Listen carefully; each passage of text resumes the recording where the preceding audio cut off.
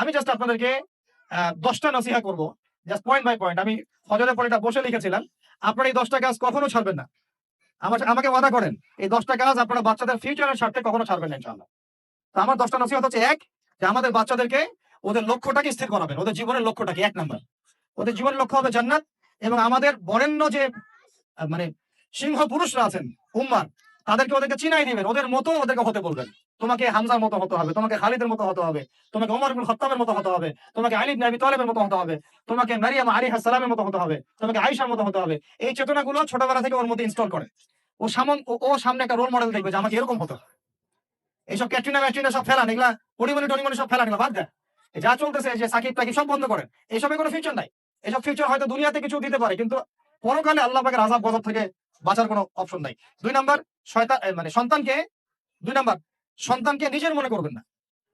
সন্তানকে মনে করবেন এটা আল্লাহর আমানত আপনার কাছে। এই আমার ছেলে, এটা আমার ছেলে না। এই ছেলেটা আল্লাহ পাক আমাকে দিয়েছেন। বিশ্বাস করেন আমরা তো ওকে নেওয়ার জন্য চেষ্টাও করি নাই। এমন হয়নি আপনাদের সময়? সন্তান না চেষ্টা করতে সন্তান আসে নাই? কোন ক্ষেত্রে এমন হয়েছে সন্তান নষ্ট করার মানুষ চেষ্টা করছে, তাও সন্তান আল্লাহ দিয়েছেন। সন্তান আমার না, সন্তান আল্লাহর দেওয়া, আমার কাছে আমানত। একে যদি আমি সুসন্তান রূপে মানুষ না করি, আগামীতে নোমর না বানাই, তাহলে আল্লাহ আমাকে ধরবে। That's all. 1 নাম্বার, সন্তানকে ওর গন্তব্য চেনাবেন, ওকে আমাদের সিংহ পুরুষদেরকে পরিচয় করায় দিবেন, ওর মতো তাদের মতো হতে বলবেন। এবং সন্তানকে আপনার নিজের মনে করবেন না, সন্তানকে মনে করবেন আল্লাহর দেওয়া জাস্ট একটা আমানত। 3 নাম্বার, সর্বোচ্চ সেরা কারিকুলাম যারা দিচ্ছে ওই রকম প্রতিষ্ঠানে আপনি ওকে পড়াবেন। এরকম প্রতিষ্ঠান যদি সরকার দেয় তাহলে সরকারি প্রতিষ্ঠানে পড়াবেন, আমার কোনো সমস্যা নাই। যদি না দেয় তাহলে বেসরকারি। আর যদি বেসরকারিও না থাকে তাহলে আমরা গড়ে তুলবো ইনশাআল্লাহ তাআলা। 3 নাম্বার হচ্ছে, এটা 3 নাম্বার। 4 নাম্বার, আল্লাহর ওয়াস্তে, এটা আমি প্রথমে বলতে চাইছিলাম, আল্লাহর ওয়াস্তে ডিভাইসের এডিকশন থেকে বাচ্চাদেরকে বাঁচান। ডিভাইসের এডিকশন এত মারাত্মক যে আমি নিজে এখন কোরআনের আয়াত ভুলে যাচ্ছি দিন দিন। এই ডিভাইস আমার হাতে যেটা আছে, এটা একটা পয়জন, এটা একটা হিপনোটাইজ করার যন্ত্র মানুষকে। এই মোবাইলের এডিকশন থেকে বাচ্চাদেরকে বাঁচাবেন আল্লাহর ওয়াস্তে। যদি আপনি বাচ্চাকে হাফেজ বানাতে চান, আলেম বানাতে চান, কারি বানাতে চান, মুহাদ্দিসা বানাতে চান, এটা হাতে থাকলে আপনি পারবেন না। এটাতে এডিক্টেড হয়ে গেলে আপনি কোনোভাবেই বাচ্চাকে মেমোরি ধরে রাখতে পারবেন না। বহু হাফেজে কোরআন ভুলে গেছে দিন দিন এটার কারণে। এটার মধ্যে অ্যাডাল্ট্রি অনেক কিছু আছে, ওরা এগুলো বোঝে। ওরা এগুলো এখন বোঝে, কিন্তু ওরা ছোট নাই এখন। এগুলো একটা কার্টুন দেখতে গিয়ে ওরা 10টা দেখে ফেলবে, আজে বাজে জিনিস দেখে ফেলবে। এটা এটা এটা এটা এটার মানে ব্যবহারটাকে নিয়ন্ত্রণ করেন, ডিভাইস এডিকশনটা বন্ধ করেন। আল্লাহ পাক তৌফিক দান করেন, আমিন। 5 নাম্বার, 5 নাম্বার হচ্ছে ম্যানুফ্যাকচার কোনো খাবার বাচ্চাদেরকে খাওয়াবেন না। ফিজিক্যালি ওদেরকে ফিট রাখার চেষ্টা করবেন। ম্যানুফ্যাকচার খাবার মানে একটু আগে দেখলাম যে বাইরের খাবারগুলো এটা খাচ্ছে, চিপস টিপস ইত্যাদি। এগুলা ওর হজম শক্তি নষ্ট করবে, ফিজিক্যাল স্ট্রেংথ নষ্ট করবে, ওর মেমোরি শার্প হতে দিবে না। ওকে ভিতর থেকে ওই যে একটা শব্দ একটু আগে বলেছে এক ভাই, যে ব্রয়লার মুরগি বানাই দিবে, আসলেই তাই বানাই দিবে। আসলেই তাই বানাই দিবে। আমরা ঢাকা শহরে যখন থাকি, ছেলেপেলেদের 15 বছরের ছেলের ভুঁড়ি দেখলে আমাদের মনে হয় যে কি একটা অবস্থা। ফাস্টফুড, পিজ্জা, বার্গার, কফি, এইগুলাই ওদের জীবন, এইগুলাই ওদের জীবন। এইরকম হইলে এই ছেলেপেলেগুলো না ফিজিক্যালি স্ট্রং থাকতে পারবে না মেন্টালি। আর মনে রাখবেন, কোরআনে আল্লাহর কিতাবের মধ্যে আল্লাহ পাক নেতৃত্ব দেওয়ার 2টা গুণাবলী বলেছেন। কয়টা বলেন? মাত্র 2টা। নেতৃত্ব দেওয়ার জন্য ওইরকম জায়গায় যেতে হলে 2টা গুণাবলী এনশিওর করতে হয়। একটা হচ্ছে ফিজিক্যাল স্ট্রেংথ, একটা হচ্ছে ইলমের স্ট্রেংথ। বাসতাতাম ফিল জিসমি ওয়াল ইলম আও বাসতাতাম ফিল ইলমি ওয়াল জিসম। মানে জ্ঞানে এবং দৈহিক শক্তিতে বলীয়ান হওয়া। ছোটবেলা থেকে খাবারে যদি আপনারা সচেতন না হন, এই বাচ্চারা বড় হয়ে দেখবে যে 15, 20, 30 বছরেই ভেঙে পড়ে গেছে। আমরা এটা চাই না। বিশুদ্ধ খাবার এবং ম্যানুফ্যাকচার খাবার ত্যাগ করা, বাইরের খাবার বন্ধ। এবং যে রুট লেভেল থেকে ভালো খাবার এনে ওদেরকে খাওয়াবেন, পরিষ্কার পরিচ্ছন্নতাকে সর্বোচ্চ গুরুত্ব দিবেন। 6 নাম্বার হচ্ছে নিয়মিত ওদেরকে খেলতে দিবেন। এটা আমি নিজে লিখেছি, কারণ ছোটবেলায় আমরা অনেক খেলাধুলা করেছি। আমি একটু বুঝাই জাস্ট 1 মিনিটে। যত বেশি খেলবে তত সোয়েট হবে, মানে ঘামবে। যত ঘামবে তত ক্লান্ত হবে। যত ক্লান্ত হবে, ঘামবে, তত কোলেস্টেরল কমে যাবে। ব্লাড সার্কুলেশনটা খুব ভালো হবে। তারপরে যত খেলবে ও টায়ার্ড হবে, তখন ও খাবে বেশি, মানে ভালো জিনিস খাবে বেশি, রুচি বাড়বে।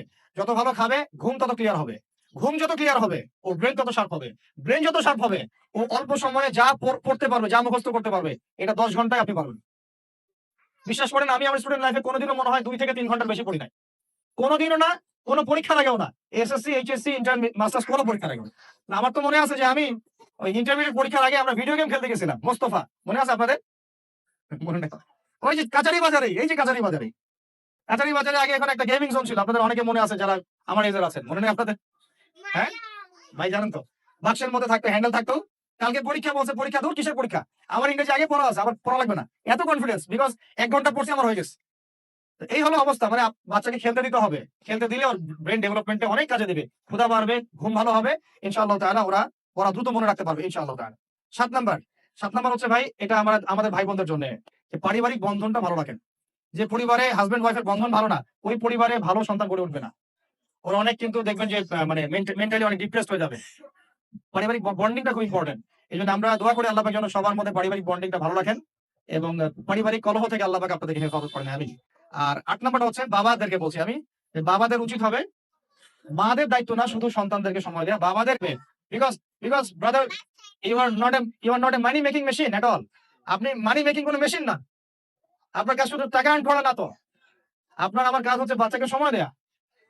কোরআন আপনি খোলেন, কোরআনের মধ্যে আপনি মা এবং ছেলের কোনো কনভারসেশন পাবেন না। আমার জ্ঞান ক্ষুদ্র, যদি থাকে আমাকে জানায়, যে কোনো জায়গায় যদি থাকে, কোনো জায়গায় যদি পান মা এবং ছেলের কনভারসেশন আমাকে জানায়। আমি কোথাও কোরআনে মা এবং ছেলের কোনো কনভারসেশন পাই নাই, মা এবং সন্তানের কোনো কনভারসেশন পাই নাই। আমি যদি ভুল হই বা আমার যদি জানা না থাকে আপনি আমাকে জানাই দিন। আমি সব জায়গায় পাইছি বাবা ছেলে, বাবা ছেলে, বাবা ছেলে, বাবা এবং ছেলের কনভারসেশন। তার মানে কোরআন আমাদেরকে হেদায়েত দিচ্ছে যে বাবাদেরকে সময় দিতে হবে ছেলেদেরকে।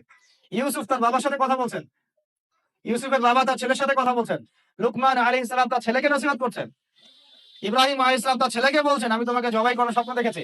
মা ছেলের কনভারসেশন খুব পাওয়া যায় না। আমি জানি না কোনো জায়গায় থাকতে পারে, থাকলে আমাকে জানায়েন, কিন্তু আমি পাইনি কখনো।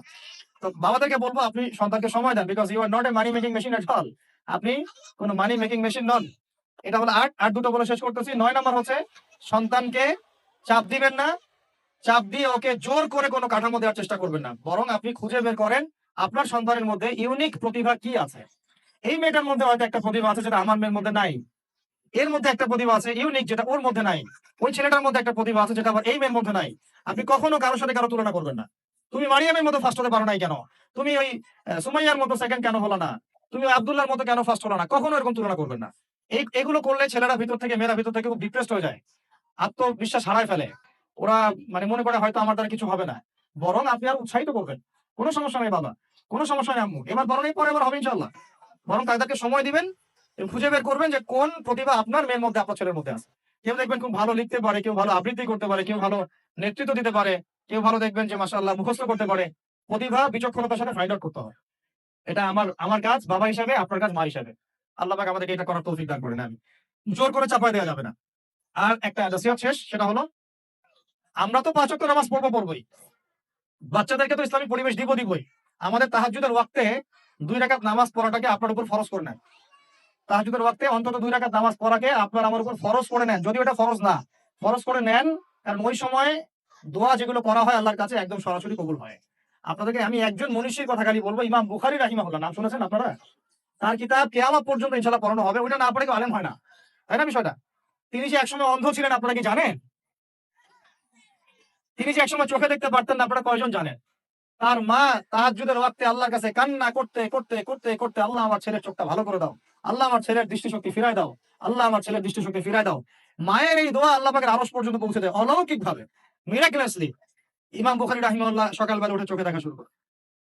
আজকে ইমাম বুখারী কি এবং তার কিতাবের মূল্য কি, তার মর্যাদা কোথায়, তার কিতাব না পড়লে আমাদের মধ্যে কোনো মানুষ আলেম হতে পারবে না, এটা আমরা এখন স্বতঃস্বীকৃত। কিভাবে হয়েছে ভাই বোনেরা? দোয়ার মাধ্যমে। প্রচুর দোয়া করতে হবে সন্তানদের জন্য। আমি যতবার বাইতুল্লাহ যতবারই জিয়ারত করেছি, তাওয়াফ করেছি, প্রত্যেক তাওয়াফে আমি সবসময় দোয়া করি আমার ছেলে মেয়েদের জন্য। আল্লাহ আমার ছেলে ওসমানকে ওসমান রাদিয়াল্লাহু আনহুর মতো বানাও, শর্টকাট দোয়া কি। আমার ছেলে মেয়ে মারিয়ামকে মারিয়াম আলাইহিস সালামের মতো বানায় দাও। আল্লাহ আমার মেয়ে আয়েশাকে আয়েশা রাদিয়াল্লাহু আনহার মতো বানায় দাও। আল্লাহ আমার ছেলে ওমরকে ওমর ইবনে খাত্তাবের মতো বানায় দাও। আপনারা এবার দোয়া করতে থাকেন। দোয়া কবুলের সময়গুলো খুঁজে খুঁজে বের করে দোয়া করতে থাকতে হবে। ইনশাআল্লাহ বাবা মার দোয়া আল্লাহ পাক ফেলবেন না ইনশাআল্লাহ। আল্লাহ পাক আমাদেরকে এই বিষয়গুলো আমল করার তৌফিক দান করেন। আর সব সময় ছেলে মেয়েদেরকে আত্মবিশ্বাস দিবেন। যত তাদেরকে কনফিডেন্স দিবেন ওরা আরো ভালো করবে। যত ধমক দিবেন এই তুই পারিস না, তোর দ্বারা হয় না, তুই কি করস, ইত্যাদি ইত্যাদি, তত দেখবেন ও আর পারতেছে না। আমি বেসিক্যালি ছোট থেকে যে বড় হয়েছি এই জিনিসটার অনেক ঘাটতিতে বড় হয়েছে। কনফিডেন্স না দেয়া, কনফিডেন্স না দেয়া। তবে সবাই সবকিছু হয় না, কিছু ব্যতিক্রম বিষয় থাকে। কিন্তু আমি যেটা রিয়েলাইজ করেছি, একটা মানুষকে যখনই কনফিডেন্স দেওয়া হয় সে অনেক ভালো করে। যখন আপনি তাকে আন্ডারস্টিমেট করবেন সে ভালো করতে পারবে না। তাই আল্লাহর ওয়াস্তে আমাদের বাচ্চাদের উপরে চাপ না দিয়ে আত্মবিশ্বাস দিবেন, ভালোবাসবেন, মহব্বত করবেন, ওকে উৎসাহ দিবেন, দেখবেন ইনশাআল্লাহ ও আরো ভালো করতেছে ইনশাআল্লাহ। মাশাআল্লাহ তুমি তো সুন্দর লিখছো, আরেকটু ভালো করো। ভালো হয়েছে তো মাশাআল্লাহ, আরেকটু করো। সুন্দর আর্ট করছো, আরেকটু ভালো করো। মাশাআল্লাহ একবারও তো মুখস্থ করে ফেলছো, আরেকবারও পারবা ইনশাআল্লাহ। ওকে এভাবে বুস্ট আপ করতে থাকেন। ইনশাআল্লাহ তাআলা দেখবেন এভাবে যদি একটা পরিকল্পনা মাফিক আমরা আগাই, জাস্ট 20টা বছর সবর করি যদি আমরা, আল্লাহ পাক যেন আমাদেরকে তৌফিক দান করেন, টানা 20 বছর যদি আমরা নেক হায়াতের সাথে এভাবে রাত দিন 24 ঘন্টা নিরলস দিনের কাজ করতে পারি, এটলিস্ট এডুকেশন সেক্টরে, আমাদের তো পলিটিক্যাল সেকশন নাই, ইকোনমিক সেকশন আমাদের হাতে নাই, এটলিস্ট শিক্ষা সেক্টরে যদি আমরা এভাবে কাজ করতে পারি, আগামী 20 বছরে বাংলাদেশের শিক্ষা ক্ষেত্রের হুলিয়া পরিবর্তন করে ফেলা সম্ভব ইনশাআল্লাহ। কারণ সবকিছু নতুন করে করা লাগবে না, আমরা শুধু সমন্বয় করব, পরিবেশ করব এবং আমাদের জানমাল, সময়, শ্রম, জমি জমা এগুলো ওয়াকফ করবো ইনশাআল্লাহ আল্লাহর জন্য। এবং এগুলো করলে লাভ কি হবে, ওই বিখ্যাত হাদিসটা দিয়ে শেষ করতেছি, যে নবী সাল্লাল্লাহু আলাইহি ওয়াসাল্লাম বলেছেন, ইযা মাতাল ইনসান, যখন মানুষ ইন্তেকাল করবে বা করে, ইনকাতা আনহু আমালু, তার আমলনামাটা কেটে দেওয়া হয়, বন্ধ হয়ে যায়, ইল্লা সালাস, তিনটা রাস্তা খালি জারি থাকে। এক নম্বরই হচ্ছে সাদাকায়ে জারিয়া, মানে এমন সাদাকা, এমন কন্ট্রিবিউশন যেটা আমার ইন্তেকাল, আপনার ইন্তেকালের পরেও একেবারে চলতে থাকবে, লং টাইম সাস্টেইন করতে থাকবে, এটা একটা। দুই নাম্বার ওয়ালাদুন সালেহ, আমার নেককার সন্তান বা আপনার নেককার সন্তান, যে আপনার আমার জন্য কালকে আমাদের মানে পরকালে বরজাখের জীবনে আমরা যখন থাকবো তখন তারা দোয়া করতে থাকবে। আর আমি বলছি, আমার ওমরই শুধু আমার ছেলে না, আপনাদের সবার সন্তান আমার সন্তান, আপনাদের সবার মেয়ে আমার মেয়ে। আমি এভাবে কখনো চিন্তা করি না যে এই যে প্রতিষ্ঠানগুলো আমরা করতেছি বা যে প্রজেক্টগুলো আমরা নিচ্ছি হাতে, এগুলো শুধু আমার ছেলের জন্য, আমার মেয়ের জন্য। কোশ্চিন কালেও এদেশের প্রত্যেকটা শিশু আমার শিশু, আমার ছেলে আমার মেয়ে, এদেশের প্রত্যেকটা বোন আমার বোন, এদেশের প্রত্যেক ভাই আমার ভাই। ওইভাবে চিন্তা করে আমাদেরকে না না গেলে আমরা জাতিগত পরিবর্তন আনতে পারবো না। তখন আমরা স্বার্থপর হয়ে যাবো, আমার ছেলে বাঁচতেই হলো, আমার মেয়ে বাঁচতেই হলো। তখন হবে কি, আমার ছেলে আদতে বাঁচতে পারবে না, আমার মেয়েও বাঁচতে পারবে না, কারণ ফেতনা যখন সব জায়গায় ছড়ায় পড়বে, আমার ঘরে তো ঢুকবেই, স্বাভাবিক। আর শেষ নাম্বারটা হচ্ছে আল ইলম, এমন জ্ঞান ইউনতাফাউ বিহিন নাস, যে জ্ঞান দিয়ে মানুষ উপকৃত হয়, এই হলো শিক্ষা প্রজেক্ট গুলো। আল্লাহ পাক এই হাদিসটার উপর আমাদের সবাইকে আমল করার তৌফিক দান করেন, আমিন। আর আমি লম্বা করছি না, আপনাদের অনেকেই ক্ষুধার্ত, আমাদের বাচ্চারা ক্ষুধার্ত। আমরা দোয়া করি আল্লাহ পাক যেন আমাদের সবাইকে পবিত্র কোরআন এবং নবীর হাদিস অনুযায়ী জীবন গড়ার তৌফিক দান করেন।